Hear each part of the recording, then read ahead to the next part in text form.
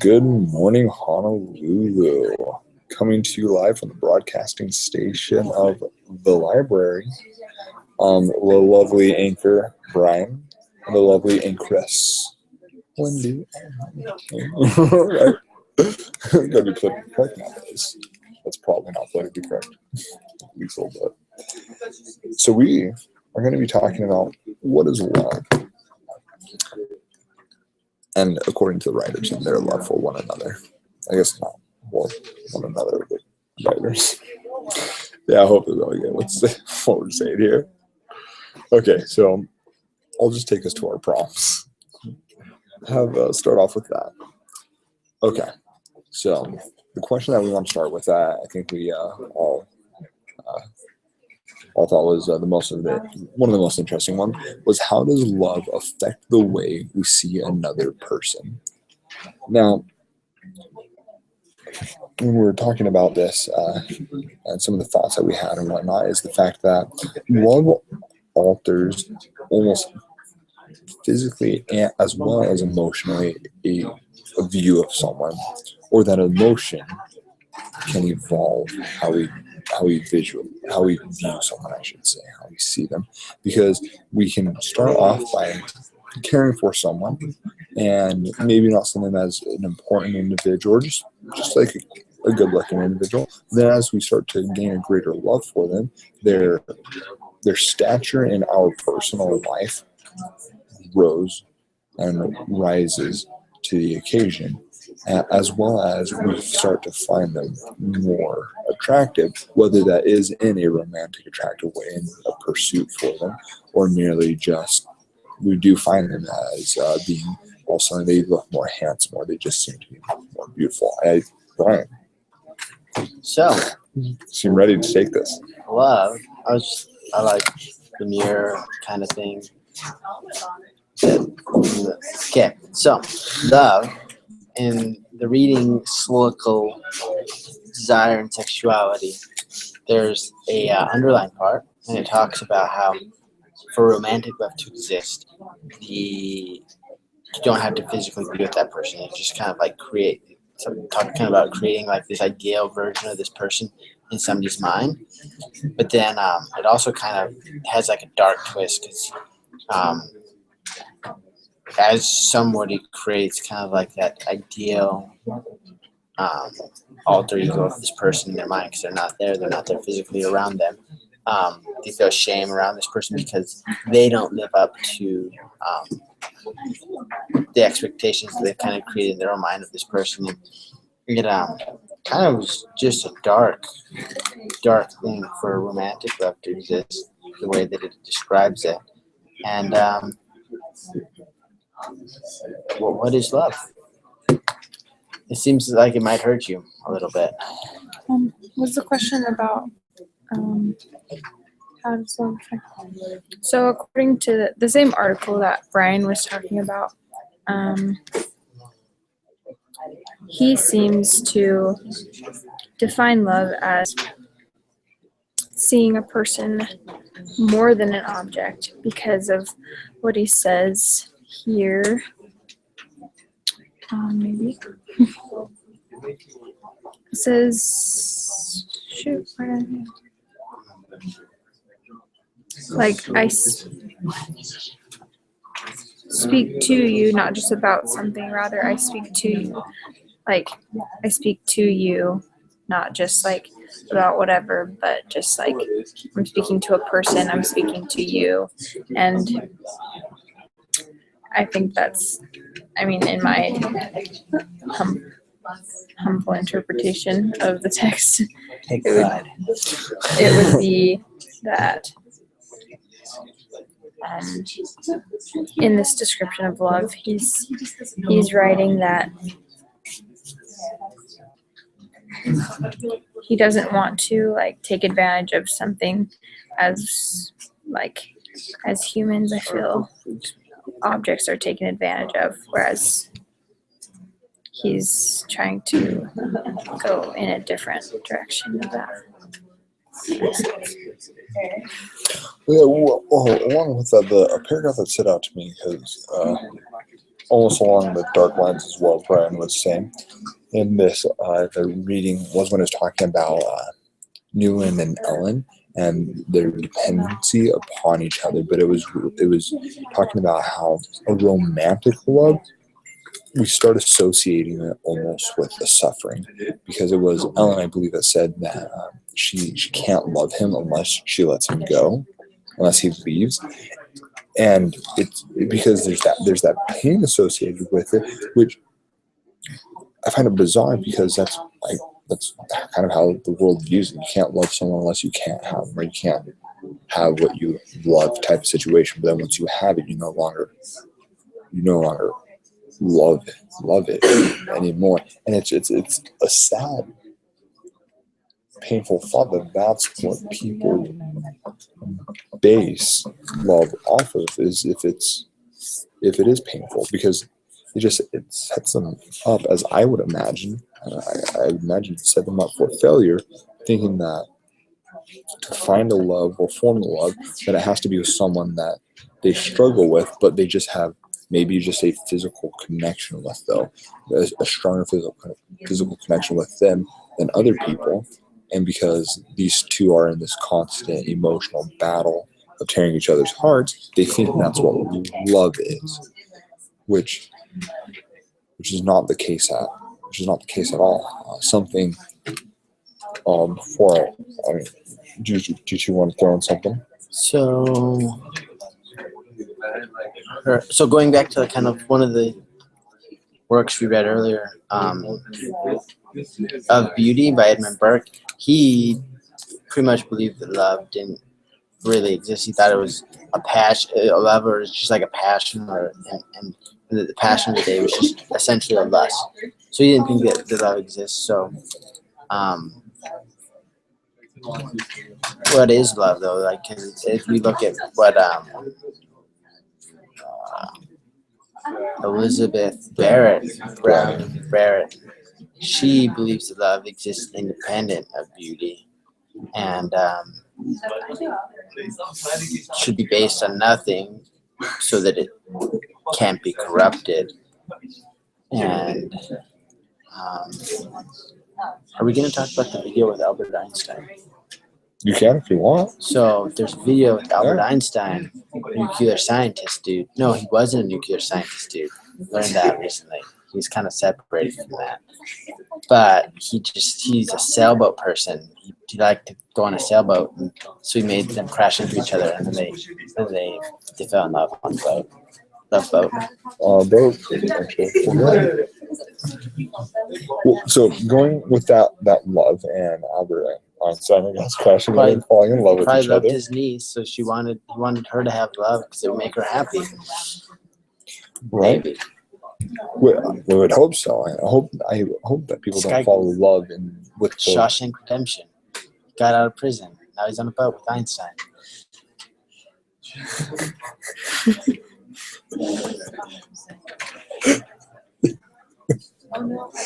So going with that, and on to one of the other questions that it asks here, is that do we agree with the definitions of love that these writers use? With the first reading, I don't agree with them in the sense when it talks about love being attached to this physical pain, or pain, I should say. But what honestly just captivates me and captures my personal belief of what I feel love should be like is in the section called "I Love You," and it says that I love to you means that means a relation of indirection to you, or I do not subjugate you or consume you, but I respect you. I hail you, and in you I hail. I praise you, in you I praise. I give you thanks.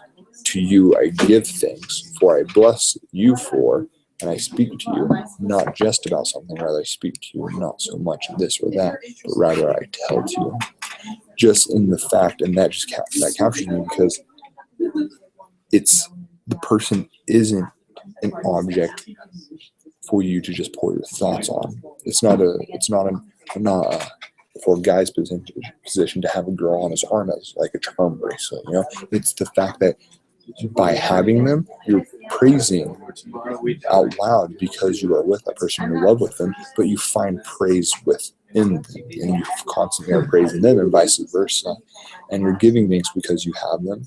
And then you're always thanking them for who they are, how they are to you, and it's synergetic. There's a synergy within love, and it should be complementary and building off each other. Yes, it's complicated, but it's through that complication that I feel the love grows from it. Like look at families, for instance, because I'm not married, so don't feel like I've fallen in love yet, right? I think we're all in that same category currently. I don't know.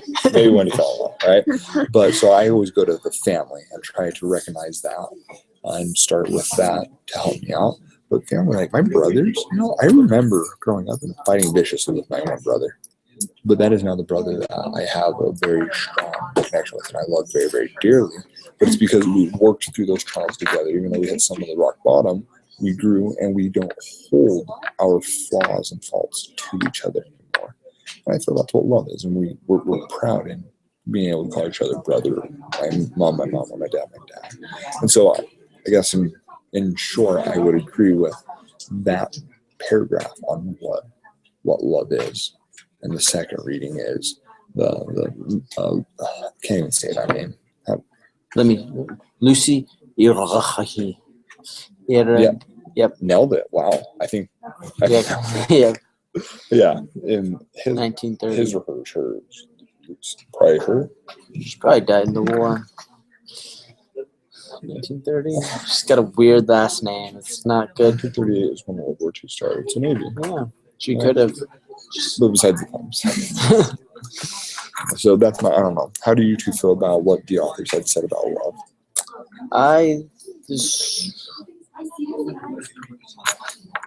Do you like the prompt being, do you agree with what they talked about? I agree. I agree and disagree with what the author said. I think that love is painful but doesn't need to be. I don't know. Expand upon that. Why do you think love's painful but it doesn't need to be? How so, and how could it not be? Maybe finding love is not painful. Looking for love can be painful. Finding but looking. Ooh, that's interesting. So finding love isn't painful, but looking for love is? I don't know. I find this really deep, but I want this. That's why I have a swearing problem. Because you're in love? No. Because of that? I wouldn't have one. Okay. I guess These are hard things to talk about. no. Did you not just recognize that tangent I just went on? Kind of like zoned everyone out. And These are emotions that should be bottled up and suppressed. Buried. Never talk about it. Just bottle it up. Just bury it deep. Never. It's okay, bud. It's okay. We're here for you. It's all right. Do you have your gum? Caffeine gum? I took some today. So, Wendy, how do you feel about the author's love or the love that they describe? I think that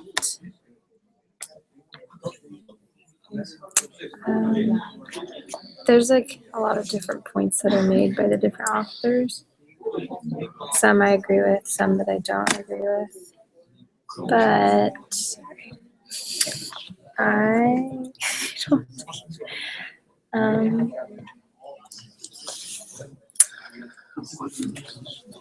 something that I do agree with is when I'm sorry, I'm losing my spot. No worries at all. Says love emerges out of speech as a demand that is not linked to any need. So I think when you stop, like, so it's not linked out of any need. So it's like you're not needing something from them, you're just needing them, which I do agree with. You just like, In the movie video, Einstein sailboat thing, Crashing into love. they said "I love you," and it wasn't real until they both said it. Speech. Actually, that's something I've thought about, and I want to hear your two thoughts on it concerning how in here with what you just read is, that's always like a big step I feel in relationships. Totally about to go college kids that are single and finding love, but when is that an appropriate time to tell each other that you love each other? And actually, by doing that, would that actually help you love each other? Because maybe you might not accept about that. Like, by saying that to someone, does that actually help you to love them? Or help them to love you. Exactly. What are your thoughts? I don't think that it would necessarily help them to love you, but I think that, like, when you say things, when you say something out loud, it either rings true or it doesn't. So maybe like someone says it out loud and then they like realize that they said it, and then they're like, actually maybe not. I don't know. That's just, if that makes any sense.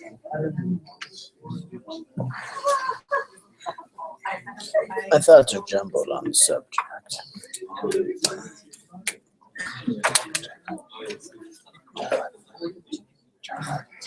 Me too. So maybe love should just be as simple as the song that it's not supposed to be about. Just don't hurt me. Just don't hurt you. Yeah.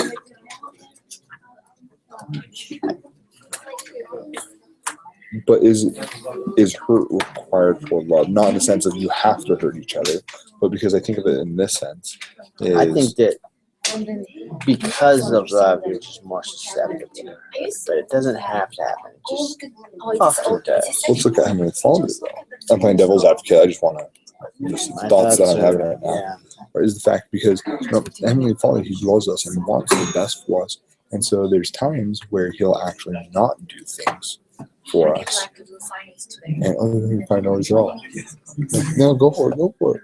That He won't do things for us, and He'll allow us to be hurt. Him not per se hurting us, but allow us to get hurt, so that we can learn a greater lesson, and so that we can actually grow and develop. And by doing so, we actually gain a trust in Him, and we have to exercise that faith. And it's through those trials, the times that I've been hurt, and that people are hurt, or you ask that question why to God, then after the outcome is when your love for our Father grows. Even though God's not saying, I'm going to hurt you, He sits there and goes, I know what's best for you, so I'm not going to stop it.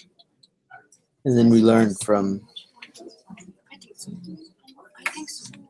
I'm confused.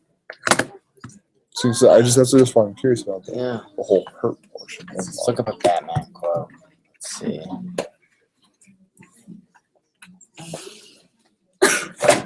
The night is darkest right before the light. Night is darkest right before the dawn.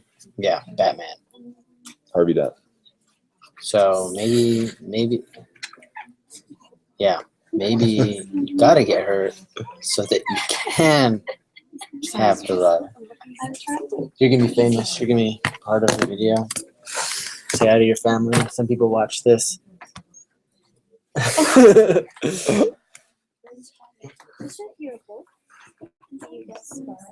Go for it. It's all you.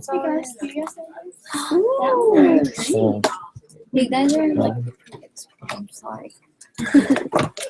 I think we're in a perfect spot. Like, is it your book?